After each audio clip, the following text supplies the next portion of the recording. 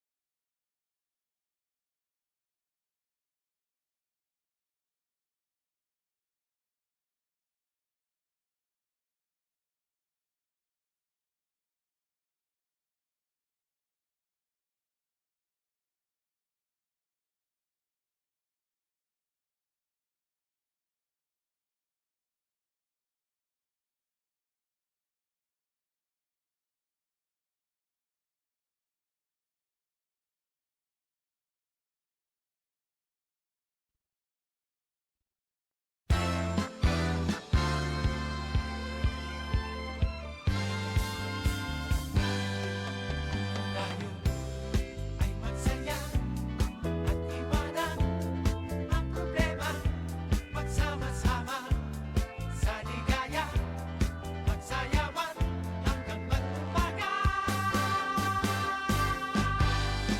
Di na kailangan magpaganda at bumaba kung nagsasayaw ka.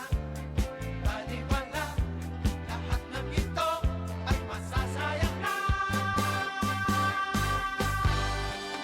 Di ko mapapansin, ang oras ay tumatakbo. Di ko nararamdaman, ang pagod ay malilimutan.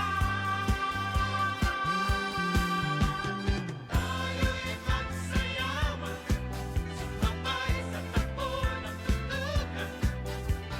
Tayo'y magsayawan, sumabay sa takbo ng tugtugan.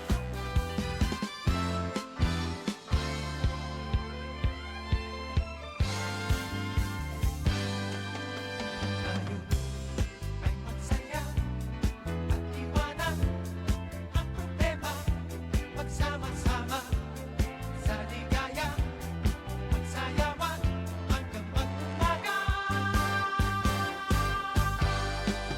Di ko mapapansin, ang oras ay tumatakbo. Di nararamdaman.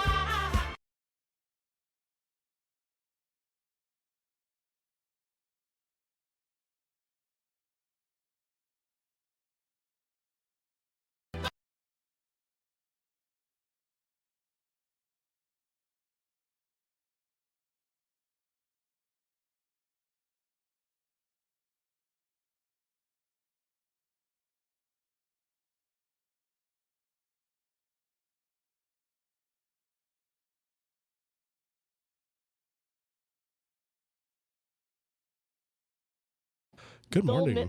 They have to make an exception. For you. Well- they have to. They have to like. Good morning, everybody. Hopefully, you're having a fantastic time. This is Foreigner FM with your host Julian Quintero. Today, oh my God, it's absolutely crazy right now.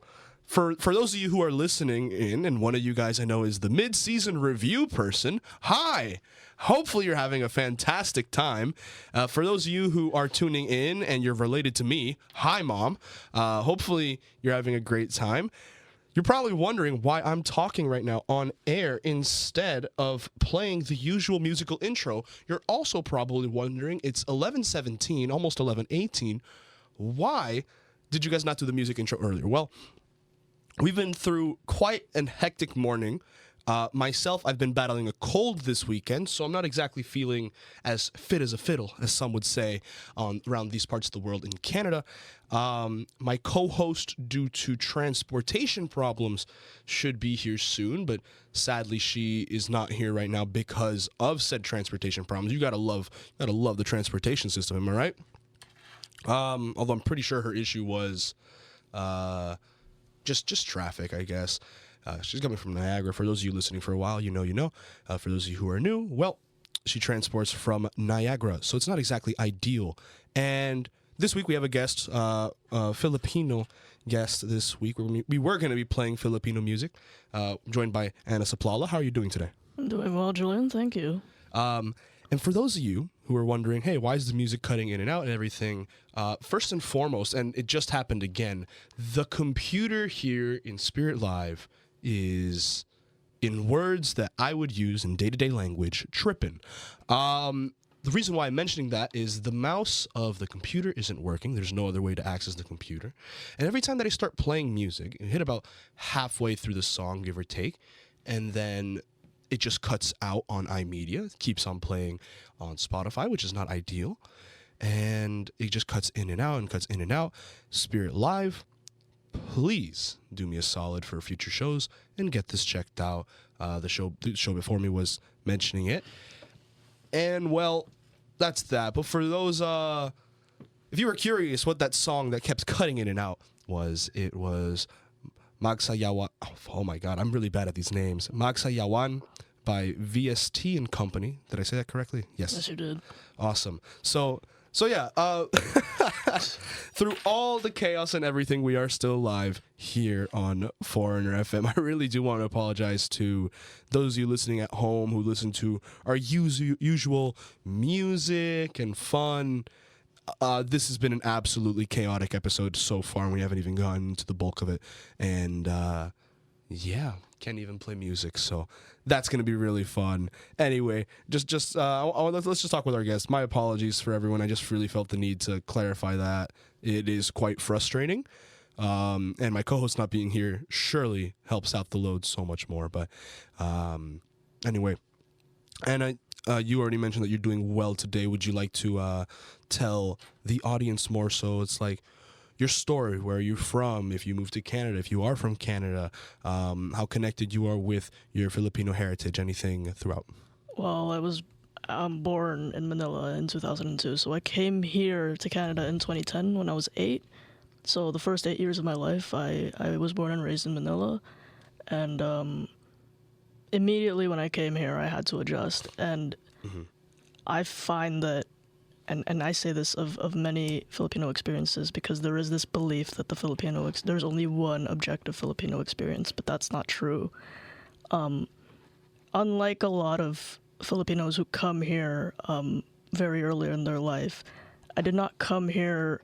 I did not come to Canada and be immediately thrust into into a Filipino community. I actually had to find that community for myself. Really? Recently, but as for coming here in 2010, I was immediately thrown into like third grade, and it was in an Italian community. So a lot of the culture and a lot of the things that I ended up consuming throughout my academic career were mostly European. So that's why I like football, and that's why I ended up supporting Napoli, and that's why I ended up learning Italian in school. I guess the one thing that that stayed with me, academically at least, was that I was in a Catholic school, and it was something that my parents wanted, and I found it really hard to adjust quickly. But once I did, it took a while for me to actually find myself in this country, because when I was in the Philippines, I probably didn't realize it then, but I did have some sort of privilege. Because both of my parents were college professors before we came here. Really? Yeah. Okay. And so when I came to Canada, it was just very alienating because I was around people that I couldn't really identify with. And by the time I actually left elementary school, there were way more Filipinos when I left than when I came. And eventually I had to find a way to develop interests that, sure, they aren't typically Filipino interests. They aren't interests that you would associate with Filipinos. I didn't really grow up liking basketball. Not until, I guess, the Raptors had a great season. But I didn't really grow up liking basketball, or I didn't develop an appreciation for Filipino culture until I guess much later on in my life. And this is despite the fact that I've always tried to retain it as much as possible. Like, I've been raised by my parents to be like, don't ever forget where you came from, because one thing about immigrating to a country like Canada is that despite the multiculturalism here, you still feel this conditional need to assimilate. So the way that I had to find myself in this country is basically just try to work yourself out of a box that you're being put in, because I was like, I didn't care about my homework in the Philippines. Like, strip, I didn't care about my homework. I didn't care much about my place academically. I didn't really see the opportunities that could give me. But once I actually started doing well in school here, and I started seeing results like that, the way that I felt in academia and the way that I was like pictured as a smart person, for a while that really constricted me. And eventually I found a way to incorporate my own interests into, assignments that I was given. So that helped me as well sort of find myself maybe in work that people wouldn't like and work that I initially wouldn't like, but it helped me realize, okay, there's an opportunity for me here. And it's only recently that I've been able to sort of develop my identity more. I feel like a lot of Filipinos also run into this because, especially those who come to Canada, and are already thrust into a Filipino community, you do also feel conditioned by your own community to fit archetypes and to take on careers that you may not necessarily like, but they are careers that Western society and that Filipino society tells you to go into. I'm very thankful that in being able to find myself, I wasn't forced into a career that I didn't want to take. I'm very lucky I didn't have to go into nursing, or I didn't have to do caregiving, not caregiving, but I'm very lucky I didn't have to go to nursing or being a doctor or anything like that. I'm very, very happy I didn't have to go into that, because I've seen how that strains people, and I know of Filipinos who are very talented creatively and have had those talents stifled by social conditioning. And I hope that despite those conditions, they can find a way to work themselves out of that as well. No, it's interesting that you mentioned that aspect of what's it called? It being hard, like even though you're very involved with your culture and the fact that there is so much multiculturalism here, the need to assimilate, I would have to agree with you on that, honestly. I've only been here for less than 2 years, almost 2 years actually. Hopefully. Ooh.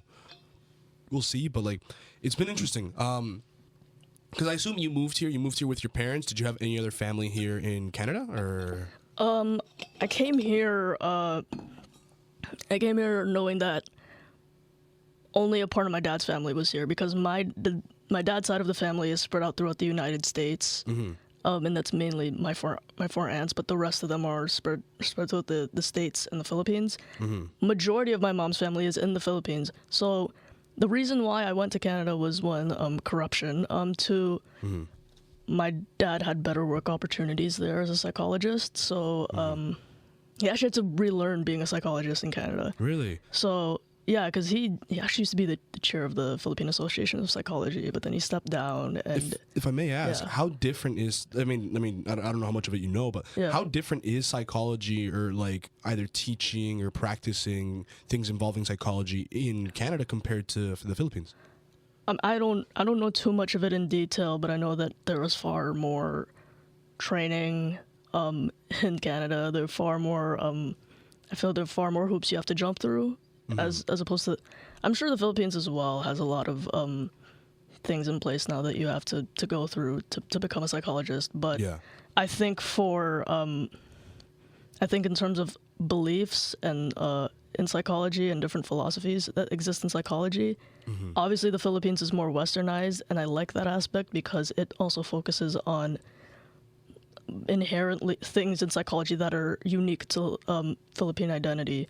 So you have a lot of aspects of Philippine psychology that focus on folkloric beliefs and how they're very much tied to Filipino identity. And I think that's really important for Filipino psychology to keep, because I personally think Western psychology would not have a full understanding of that because they're less connected to it. I would like it if they acknowledge it, especially for people who are Filipino and want to go into that, but I believe that Filipino psychology will benefit those kinds of people more. No, that's totally fair, honestly. Yeah, I got the music sorted, guys. It's been absolutely hellish. I'm so sorry. The flow of this entire episode has been very interesting, but I honestly need to thank Anna so far because quite Yeah, no problem. no, it's like I don't know. There's a lot of things where I'm like I don't really know what to talk about. I wasn't feeling great. My co-host, I talked with her before the show, like through texts, and I was like, "Hey, look, I'm not feeling great. Would really love if you can take the reins for this episode and everything. I just work on mixing and music and whatever." And she was like, "That's fine by me." And yeah, there's been so many hiccups today, but Anna's been absolutely fantastic as a guest. And speaking of fantastic, let's. Oh my God! Wait, never mind. I was gonna play music, or am I? Am I? I don't know. I have an aux cord. This have is it working? I mean, we can try. It doesn't hurt. Plug it in. Oh yeah, I can just play it real quick and I'll check on the CR Mini. Yeah, we're currently doing a lot of stuff right now because everything seems to be falling apart today. iMedia has been down or something.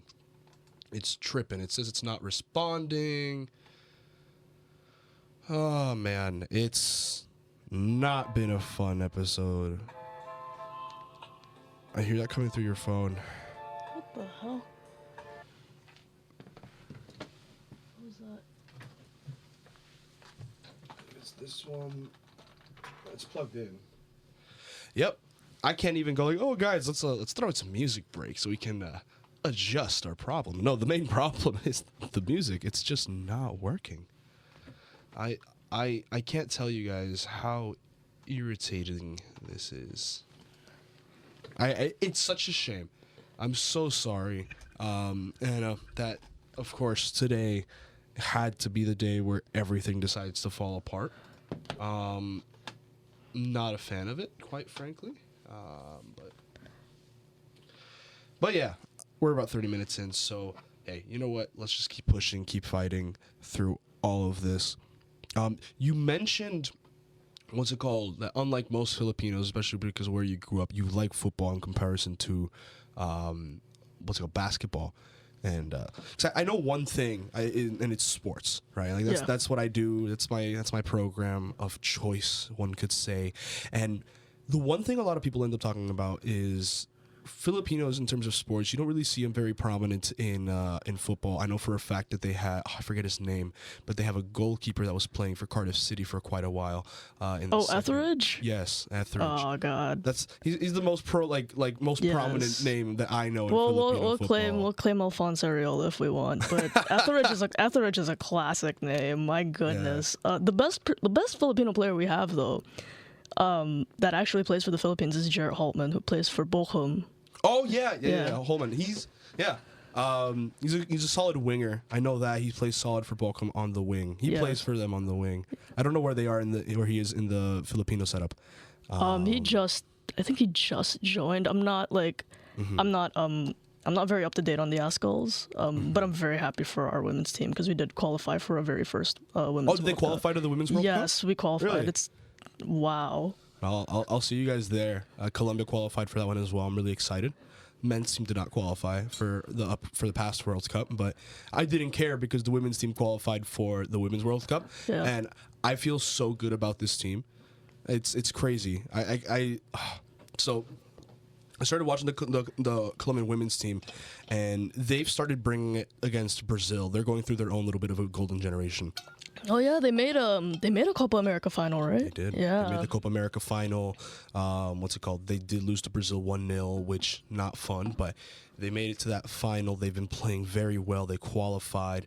I've seen some people talk about them as potential dark horses in New Zealand in 2023, and I'm really excited about it because we have one player that, like, I watch her play and she's phenomenal. She is insanely good. Her name's Linda Caicedo. If I remember correctly, she just signed for Real Madrid. She is phenomenal. Poor Laura's just there. Could you get the door? I can't Yeah, throw it I to will- music. I can't see, like, in this situation, I would look over, I would see Laura, and I'd be like, oh, throw it to music, no problem, and then like be able to bring her in, do mic check, everything. Nope. So this might be the most raw episode of Foreigner FM you guys have gotten, and that says something because this show's pretty off the cuff in most We're cases. gonna get if it's raw. If it's this raw, we're gonna get like a Laura log while you go to like a bathroom. You can throw it to you going to the washroom, and you can get a Laura log. Oh yeah, you guys can. You know what, guys? I'm gonna go use the washroom. Give me one moment. I like bring the microphone with me. You guys just hear all the action in the men's bathroom. You hear me interact with, like, the 17,000 people that I usually interact with. Laura, start speaking to the microphone now that you're here. Hello. Hi. Guys, this is genuinely. This is the worst episode of Foreigner FM to date. my God. It's so funny because none of it's our fault. And the construction outside, I got here and I couldn't get in. And I had my headphones in and I was listening to music. And all the construction people are screaming at me. And I'm like, what's going on? And they're like, get out of the way. No, at this point, the fact that this episode is just completely going off the rails, might as well. Oh my God. You know. Well, Laura, you said that if I played the music from the phone, it was fine.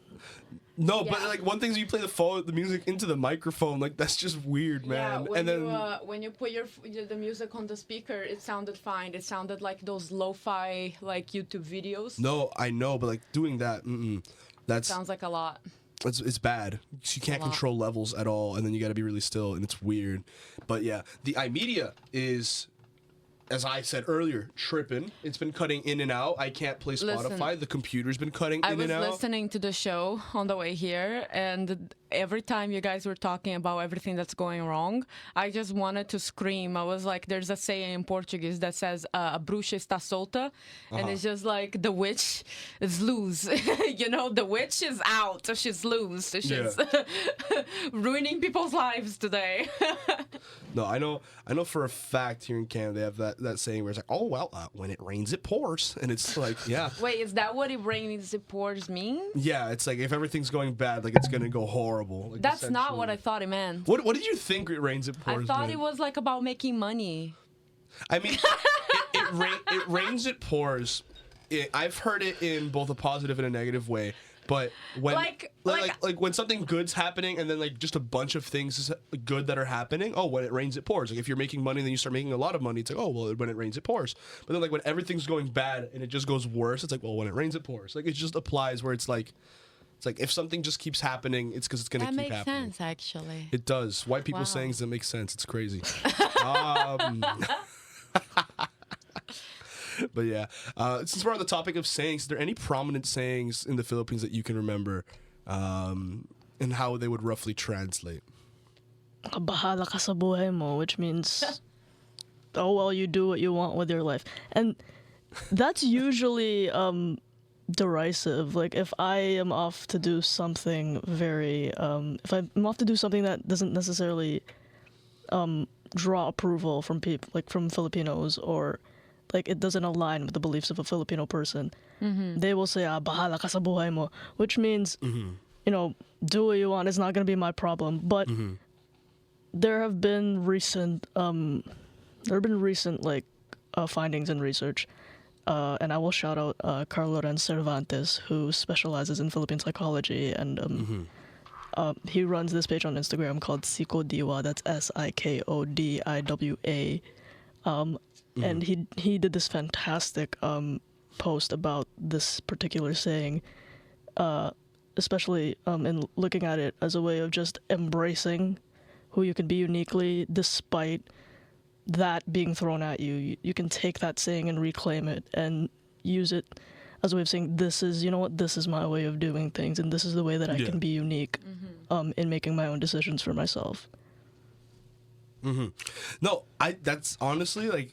So do fair, what you man. want with your life. Bahala ka sa buhay mo. I think that's a good saying. That's a very wise saying. It's a very. It's wiser than it looks. Some Filipinos will say that, like, that's the worst. Sometimes it's the worst thing you can hear from your parents. Bahala ka sa buhay mo. But it's just that it do be like that sometimes. Is it like a passive aggressive saying? It can be used. It's literally Like bless just like your heart, maybe. It's just like Like, it do be like that sometimes, you know. Like it's that saying where it's just like it is what it is, I guess. Like essentially translate that. It feels very Latino, and I have a story to tell. And it was this one time I was chilling here. I just moved here, and I was talking with someone, and she was Filipino, and she just got in my face. Right, she got in my face and she was just like, she's like, you know what, you're a real piece of shit, because we like disagreed on something, right? No, because so I've mentioned it before on the show, how I like having conversations with people that are a part of like the revolution take back like community, like more Marxist community, those people. fight back, yes. Yeah, I like talking with them. I don't argue with them because I'm like, there's no reason to argue. I understand where you guys are coming from your points, but I come from a Latin American background. Almost every country has completely floundered and fallen apart as soon as we try doing what you're doing. We have seen this theory tried and true. Tried and true. It doesn't work because corruption's a thing, and someone will always come in to ruin it. Anything that relies on people being good all the time. It worries me that people want a revolution here. I'm like, first of all, if you knew anything about the EDSA revolution, which is one of the most historical revolutions in recent times, if you look at modern revolutions in the 20th century, the EDSA revolution, which happened in the Philippines from in 1986 as a result of martial law, because most people here, when they think of the Philippines and political leaders, besides Duterte, they will think, oh, Ferdinand Marcos. And Ferdinand Marcos, what he did was so bad for this country, like for like the Philippines. It was so bad. So he 60,000 pesos then is a lot. That was supposed to go into foreign investment, and that was supposed to go into a lot of resources. And who knows where it went? And probably into that new car he bought, you know? Like, every government has to have one of those. His vacation in Hawaii, his wife's shoe collection. It's crazy, man. Yeah. So, besides all of that, a lot of people were also getting killed. About 60,000 Filipinos got killed during martial law. Shoot. It'd be like that. No. No, about 60,000 Filipinos got killed. And it took like a lot of people. This is like the first, or not the first, but this is one of the most prominent like people power revolutions. These were people who actually went out of their way and protested against this, because it was truly affecting Filipinos. Like the fact that a lot of foreign investment was being taken away from us, and just everything like financially, just there were a lot of restrictions. Like our best movies had to be snuck into Cannes because no one would the government would censor that. So a lot of our best directors who came up during martial law, they really put themselves out there and defy the government and brought their films to major festivals just for us to be seen. But despite this, martial law was still preventing foreign investment into the Philippines. And on top of that, we were still relatively fresh off American military rule. So the people power revolution, the EDSA revolution, was this call to to liberty, to courage, to freedom. And this is a revolution that These words are always beautiful. Beautiful words that anyone can stand behind without knowing the details. it started because Ninoy Aquino, who was a senator that was going to be running for Philippine president, who got assassinated. It really do be like that sometimes. Honestly, It really do be like that. His wife Corey ran for president in 1984. She got the vote in 1986, and she was actually able to get into office as a result of the People Power Revolution, because she helped lead that in the name of her husband, who cared so much about fighting for Filipino identity at this time, because we were pretty much torn during martial law. So when people here say that, to bring it back to your point, when people here say, "Oh, I want like a revolution," and like I want to romanticize a revolution, like I like completely switch off, because the repercussions of the EDSA revolution were huge, because that still happened. It's not like nothing changed, because things did change in the Philippines after EDSA, but there's still a lot of problems that continues to subside after that.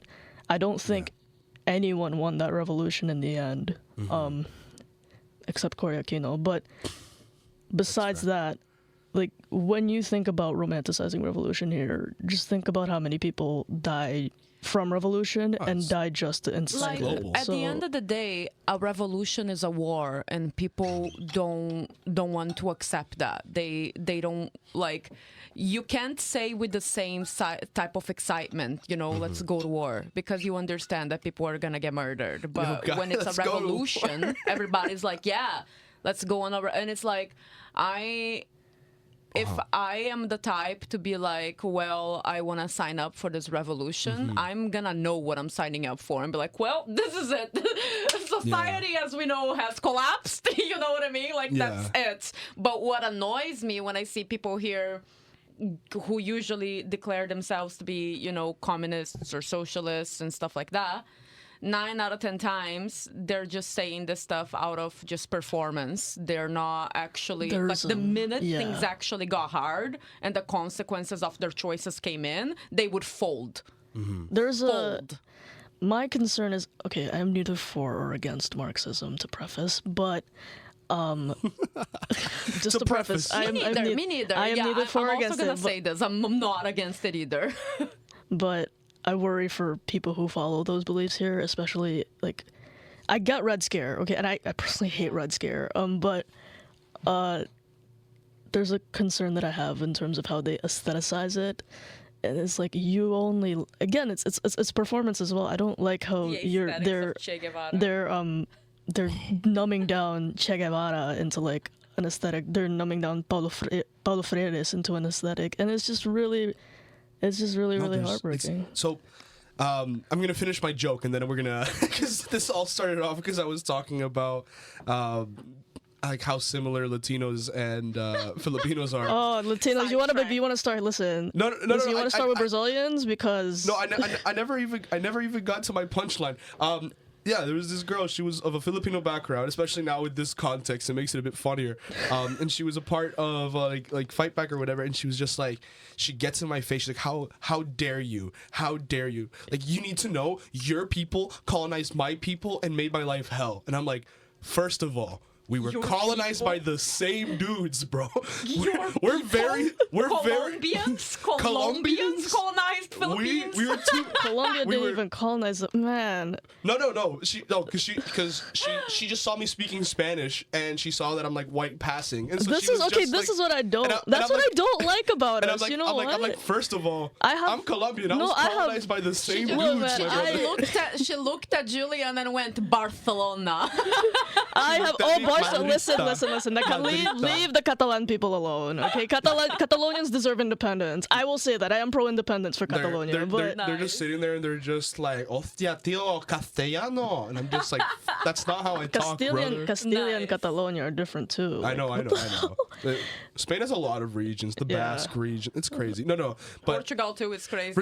Returning to what you mentioned in terms of, what's it called? Specifically, Che Guevara. And my main issue with people here is the reason why communism's never worked, in my opinion, is because of corruption. Yeah.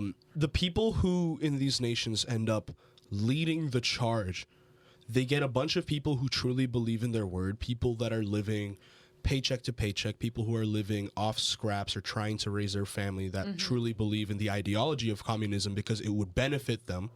They are led by people that are of upper class. Exactly, And that preach the words with them, but then as soon as they get their power, they're the ones that are running everything. They make sure their life doesn't change, and no one's life changes. And quite frankly, that's just corruption in a nutshell. It's quite a shame. But the reason why I mention it is because, in my opinion, the only way you should be allowed to, and I guess this is hypocritical, and people would be like, oh yeah, well, what if I want to make change like that? It's like the only way you can truly understand communism and understand how it would benefit and truly approach it like as a way to help people fully is if you did live in poverty, if you did struggle through life. Because I see these people that are in fight back, I see people on social media that are preaching communism, preaching this is the way to go and everything, and yet they're spending $7 on a Starbucks cup. They live a very cushy life. You look at Cuban history, a lot of people said the reason why that the Cuban Revolution worked was not because of the Castros or because of Che Guevara. If you actually look at them, Che Guevara was a rich playboy Argentinian who actually learned about communism in terms of how it would benefit people, because he left his cushy life and drove a motorcycle around Latin America to learn about it. I don't agree with everything Che Guevara did, but he reached a conclusion after seeing stuff with his own eyes and not reading it online or anything or whatever. Yeah. He saw how it would help people, and then he actually pursued it. He actually went to Bolivia to try to help people spread that message, and he died. It makes sense to me. I don't agree fully with what Che Guevara did Yeah. or what he stood for, but I understand how he reached that conclusion. But he was, at one point in his life, a rich boy. The Castros were upper class in Cuba. Yeah. And they were lawyers, they were upper class, things of this sort, and people were really scared to follow them because of how rich they were. What's up? Yeah, people wave at me all the time through these windows. And the most interesting aspect of it was there is a figure that if you go to Cuba, he gets talked about quite frequently. I got to go visit Cuba. I got to go through about the majority of the island. I was very happy to be able to sit down and learn more of the history. But there's one figure, his name is Camilo Cienfuegos. Camilo Cienfuegos was a 16-year-old boy who snuck onto the ship that was, what's it called? What's the word? Exiling the Castro brothers when they first got exiled from Cuba. He snuck onto their boat as a 16-year-old, went with them to Mexico where they met up with Che Guevara, and then he just told them, this is the correct message. You need someone to be able to talk to the people if you actually want this to work. You need to have people support, and you need to have someone to keep your head on straight. And he said, I'm your guy. I'm 16 years old, but I lived an absolute life of poverty. My life sucked in Cuba. I hated Batista. I hated everything he did to my family, and I believe that this movement could work, but I don't think you guys are the best people to lead unless you have me there as a voice of reason. And they went to Cuba, when they came back to Cuba and they started the revolution, he was the guy that was telling people, listen to Fidel, he'll lead him. And at the same time, he was in Fidel Castro's ear telling him, hey, you can't do this. This is an abuse of power. Hey, you can't do this to the people. That's effed up, man. Like, he was the one that was keeping him in check. So much to the point where Fidel Castro had him as a right-hand man. And it was working well. Cuba was trying to balance everything out in terms of international relations. And then, one day, he magically got disappeared under Raul Castro's watch one day. Magically disappeared, allegedly in a plane accident. Magically. I know how that works. And when that ended up happening, Fidel and Raul ended up completely swinging into communism, and at first it was working, and then when the U.S. blockade came in, they just completely lost their head and ended up becoming a dictatorship rule in Cuba. So what I'm trying to say is I understand where people are coming from and fight back. Communism, in my opinion, it's an idea that on paper it makes sense. Yeah, it does. And you want the best for people, but in reality, unless you've lived a true struggle I can't say that, like, if I can say I support communism or anything like that.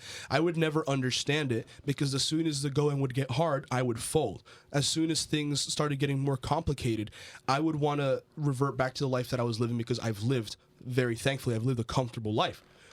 People who fight for these revolutions, that fight for this, are people that have struggled through their entire life, and I can support them and everything, but I can't say I would understand what they're going through, because See, I simply wouldn't.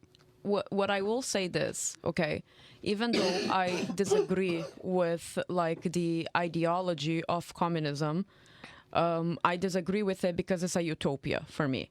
I think that any system that is designed to only work if the people working in it believe in it 100% is a system that's just not taking in like a human nature into consideration and leaving everyone's fates up to whoever's hands it's on, right? So that being said, as much as I get annoyed with usually the hypocrisy that comes with the people who are like self-declared like communists here, at the same time, I don't argue with them specifically because, like you said, I get why they believe in it. Like, at the end of the day, they do still think that they're fighting for human rights, right? So we're technically on the same side. Like, if I had to choose between being in a room full of, you know, Republicans or in a room full of communists, I'll pick a room full of communists any day. Like, any day. But I can't... I would actually like a room with both, half and half, because I think that both could actually learn from each other. Here's the thing, right? I think Here's the thing that Marxist organizations are actually, listen, a lot of, I believe that the way communism works here is terrible because it is always an opportunity for the West to seize their abuse of power. Yeah. But I would like a room with both, half and half of both, because you know what the Republicans are really good at doing? They're very good at organizing. They're very good at organizing. They will stick to their thing, right? And it will never change. And that's why they're very good at organizing things. As for, I mean, I'm not saying Marxists aren't, like communists aren't. They are. But different tactics. They have far different, and it's a lot of infighting out there. It's a lot of infighting. I'm not saying it doesn't happen in both groups, but I'm just saying, I think the Republicans, they just have this subconscious belief that, okay, we all have the same prejudices against marginalized people. Great, we will agree on that.